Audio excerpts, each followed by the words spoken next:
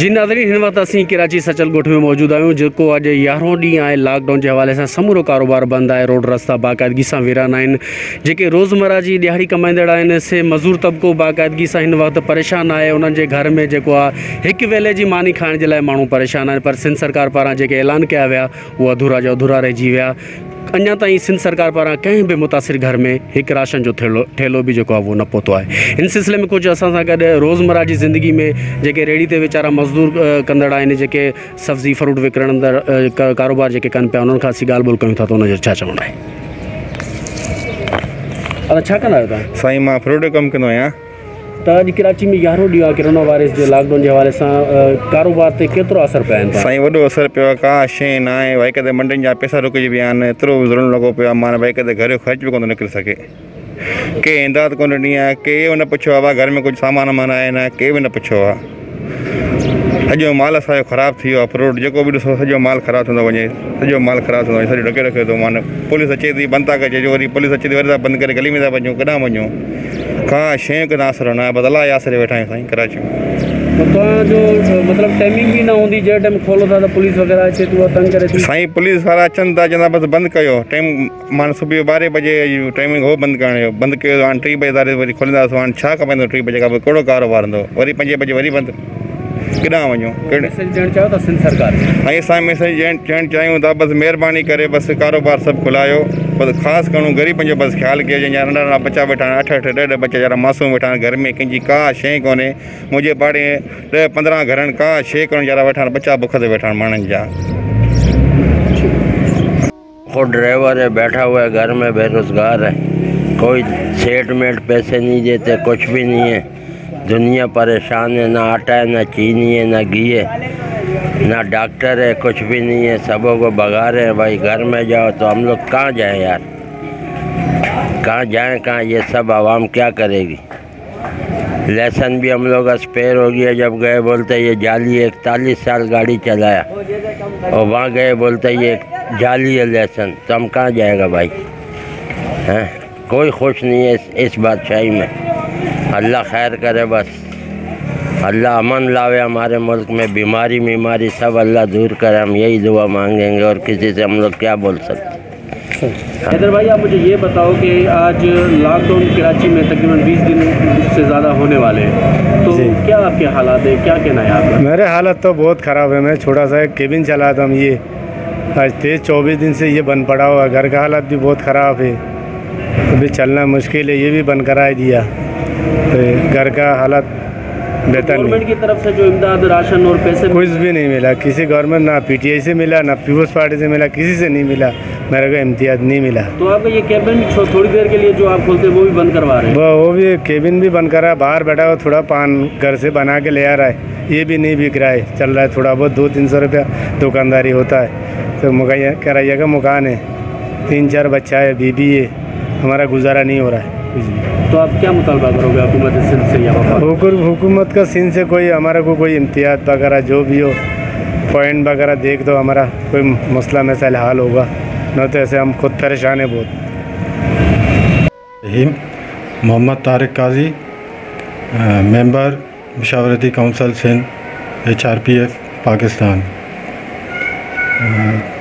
जीअं त तव्हां सभिनी खे ख़बर आहे त असांजे मुल्क में हिन वक़्तु कोरोना जो हिकु वबा फैलियल आहे, जंहिंजे करे मुल्क में लॉकडाउन आहे। हिन लॉकडाउन जी सूरत में जेके ग़रीब जेके दिहाड़ीदार आहिनि उहे तमामु मुतासिर थिया आहिनि।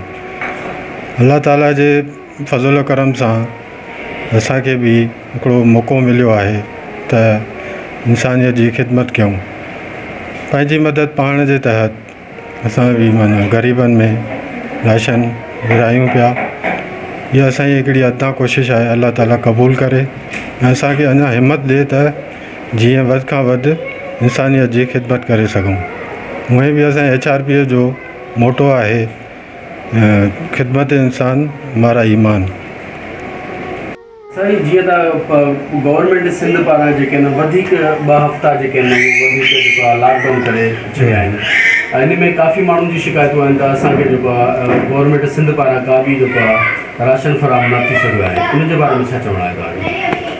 साईं जीअं त 2 हफ़्ता मज़ीद वधिया आहिनि गवर्नमेंट जे तरफ़ां, त इन में सभ खां वधीक मुतासिर वरी बि माना ग़रीब अवाम ई थींदो। जेके दिहाड़ीदार आहिनि, मज़दूर आहिनि, सफ़ेद पोश माण्हू आहिनि जेके, उहे वधीक मुतासिर थींदा।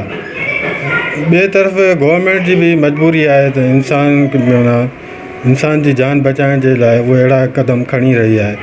छो जो तव्हांखे ख़बर हूंदी त हींअर ई हाणे रिसेंटली कुझु केसिस अहिड़ा माना ज़ाहिर थिया आहिनि जेके सडनली ज़ाहिर थिया आहिनि ऐं असांजे आसपास इलाइक़नि में ज़ाहिर थिया आहिनि। हुन करे कुझु इलाइक़ा सील बि कया विया आहिनि, मज़ीद 2 हफ़्ता वधाया विया आहिनि। बाक़ी रहियो जेका राशन विराइण जी ॻाल्हि, त गवर्नमेंट जे तरफ़ां कोशिशूं वरितियूं वयूं आहिनि। किन इलाइक़नि में माण्हुनि खे पुॻो बि आहे, किन इलाइक़नि में हक़ीक़त बि आहे त माण्हुनि ताईं न पुॼी सघिया आहिनि। पर हिन सां गॾु ॿियूं तंज़ीमूं NGOs के माना फ़िलाई इदारा कमु करे रहिया आहिनि। जीअं असां बि HRPA जे तरफ़ां हुन प्लेटफॉर्म तां पंहिंजे माना पंहिंजी मदद पाण जे तहत कोशिशि कयूं पिया त जेके बि हिन माना मुतासिर थिया आहिनि, ग़रीब माण्हू, मिसकीन माण्हू, मज़दूर, जेके सफ़ेद पोश आहिनि, त हुननि ताईं पहुचूं। असांजी कोशिशि आहे, वधीक अल्लाह ताला असांखे हिमत ॾींदो। ऐं मां तव्हांजे हिन चैनल जे तौर सां जेके मुखैर ज़रात आहिनि उन्हनि खे इहा अपील कंदुसि त हू अॻिते अचनि। ई मौक़ो आहे, बहितर आहे त माना इंसानियत जी ख़िदमत कई वञे, वधि खां वधि माना खुले दिलि सां ताउन कनि। वालेकुम, मां Parveen Tariq, information secretary ladies wing सूबा Sindh, human rights protection forum Pakistan जे तरफ़ां तव्हां सां मुखातिब आहियां। Human rights protection forum Pakistan जेका असांजी तंज़ीम आहे, इनखे वजूद में आहे तक़रीबन 2 साल थियण वारा आहिनि ऐं असांजी तंज़ीम तमामु बहितरीनु कमु करे पई। तालीम ते कमु कया असांजी तंज़ीम, ऐं असांजी तंज़ीम बेवह ग़रीब औरतुनि खे घरनि में राशन ॾिना। पहिरियां बि उन्हनि जी वसार ख़िदमत कई ऐं असां जेको कुझु कयो आहे पंहिंजी मदद पाण जे तहत कयो आहे। ऐं हाणे बि इहे जेका करोना जे करे ॾुकार आयो आहे असांजे मुल्क ते, असांजे सिंध सूबे ते, उन में असां कोशिशि कई आहे त पूरे मुल्क पाकिस्तान में असांजी तंज़ीम मदद करे। सो उन खां पोइ असांजे सूबे सिंध में ख़ासि तौर ते HRPF जे सभिनी वर्करनि, सभिनी कारकुननि तमामु घणी महिनत कई आहे ऐं पंहिंजी मदद पाण जे तहत तक़रीबन 12,500 ख़ानदाननि में राशन विरायो आहे। इन नंढड़ी कोशिशि कई आहे असां, ऐं उन में मां बि हिसो वरितो आहे ऐं असां बि कराचीअ में इहो कमु कयूं पिया था। कराची में बि तक़रीबन महीनो थी वियो आहे, अॼु 3 दफ़ो आहे त असां बि अलाह जे हुकुम सां पंहिंजी मदद पाण जे तहत जेको थी सघियो आहे त असां राशन विरायूं था पिया। ऐं मुंहिंजी दुआ आहे त अलाह पाक हीअ करोना जो जेको अज़ाब आयो आहे, जेका परेशानी आई आहे सॼी दुनिया ते ऐं असां उम्मत मुसलमा ते, अलाह पाक इन मां असांखे आज़ादी ॾिए ऐं सभिनी खे सिहत कामिला अता फ़रमाए ऐं सभिनी खे महफ़ूज़ फ़रमाए। महिरबानी। जीअं त गवर्नमेंट पारां जेका आहे कोरोना वायरस जे हवाले सां जेका ऐलान पई करे त असां ग़रीब माण्हुनि में जेको आहे राशन विरायूं पिया, तक़सीम कयूं पिया, उन्हनि खे ॾियूं पिया, उनमें केतिरे हद तक सदाकत आहे? तव्हां NGOs जे पारां जेकॾहिं विज़िट कयो त कहिड़े इलाइक़नि में राशन वाक़ई में पहुतो आहे ग़रीब माण्हुनि खे, या सिर्फ़ु नाले मात्रे आहे, ऐं उन में अवां जूं केतिरियूं कोशिशूं रहियूं? अदा तमामु सुठो सवाल कयो, छो त मां इन ॻाल्हि जी पाण प्रूफ आहियां। मतिलबु मूं वटि हिकिड़ो सबूत आहे त गवर्नमेंट या त पंहिंजनि खे पई नवाज़े, जेके गवर्नमेंट खे लिस्टूं मिलियूं आहिनि उहे पंहिंजनि माण्हुनि जूं मिलियूं आहिनि जिन खे मिलिया आहिनि, या त बिल्कुलु बि न ॾिनो वियो आहे, मुंहिंजी नज़र खां त न गुज़रियो आहे। असां NGOs सां आहियूं त असांजी फील्ड में वर्क रहे थो। Human rights protection forum Pakistan जे तरफ़ां मां फील्ड में कमु कयां पई हिननि हालातनि में बि।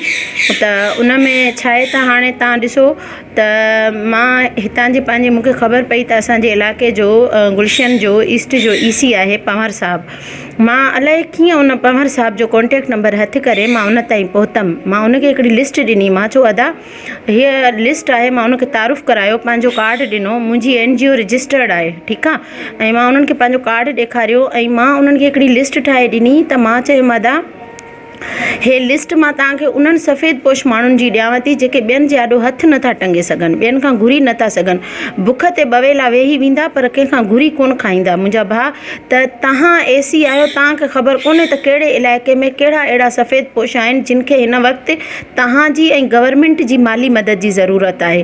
त मां चयो असां NGO सां कमु था कयूं, असांजो फील्ड में कमु आहे, असां निकिरूं था, असां अहिड़नि माण्हुनि खे सुञाणूं था। मां तव्हांखे इन्हनि जा नंबर ॾियां थी, नाला ॾियां थी, तव्हां उन लिस्ट में जेको आहे सो उन्हनि जा कॉन्टेक्ट नंबर आहिनि। तव्हां मूंखे न ॾियो राशन, तव्हां उन्हनि खे पाण कॉन्टेक्ट करे ॾियो, ख़ुदारा हीअ असांजी लिस्ट इन पंहिंजी लिस्ट में शामिलु कयो। उन्हनि चयो हा कंदासीं, ऐं उनखां पोइ नो रिस्पॉन्स। पोइ मां उन्हनि खे कॉलियूं कयूं, छोकी जिन जा मां NIC ॾिना, जिन जा मां कॉन्टेक्ट नंबर ॾिना, वरी उहे मूंखां पुछनि पिया अदी असां तव्हांखे NIC ॾिनो हो, नंबर ॾिनो हो, भेण छा थियो? त पोइ मां हुननि खां पुछियुमि, मां चयो अदा तव्हां चओ था त असां ट्रकियूं सामान जूं विरायूंसीं, त हो हुननि ताईं त कोन पहुती आहे। त पोइ चई अदी कुझु माण्हुनि खे ॾिनी आहे, कुझु खे बाद में ॾींदासीं। ऐं उनखां पोइ हाणे मुस्तक़िल नो रिस्पॉन्स, कोई मुंहिंजी कॉल अटेंड नथा करनि, कोई मैसेज नथा करनि, न कुझु बि न, मतिलबु कोई रिस्पॉन्स नथा ॾियनि। ऐं आख़िर में हुननि इहो चई छॾियो मूंखे त इहे लिस्टियूं कैंसिल थी वियूं आहिनि, फ़िलहालु इन ते को कमु कोन थो थिए। त इहे आहिनि गवर्नमेंट जा हाल। असांखे नथो सम्झ में अचे, असांखे नज़र न आयो आहे त गवर्नमेंट जूं इहे ट्रकियूं सामान जूं कंहिंखे मिलियूं, कॾहिं मिलियूं, कीअं मिलियूं। असां फील्ड में आहियूं, असां त न ॾिठो आहे ऐं न ई असां कंहिंजे वातां ॿुधो आहे त असांखे बि गवर्नमेंट कुझु ॾिनो आहे। कुझु NGOs ऐं कुझु पंहिंजी मदद पाण जे तहत जेके माण्हू कमु करनि था फ्रंट ते, उहे ई था नज़र अचनि। जी नाज़रीन, कराची में मुसलसल लॉकडाउन जो सिस्टम जारी आहे। मज़ीद 2 हफ़्ता जेका गवर्नमेंट सिंध पारां उहा वधाए छॾिया आहिनि।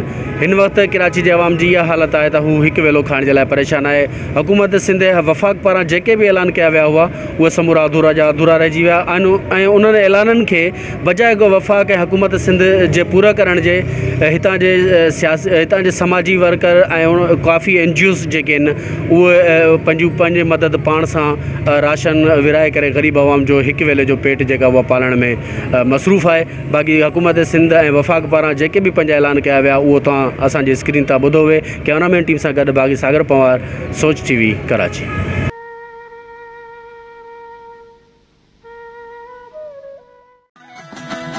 सब्सक्राइब कयो अमांजे पंहिंजे चैनल सोच TV खे ऐं बेल आइकन खे दबाइण कॾहिं भी न विसारींदा। सब्सक्राइब करें आपके अपने चैनल सोच TV को और बेल आइकन पर क्लिक करना ना भूलें। Don't forget to subscribe our channel Soch TV and press the bell icon.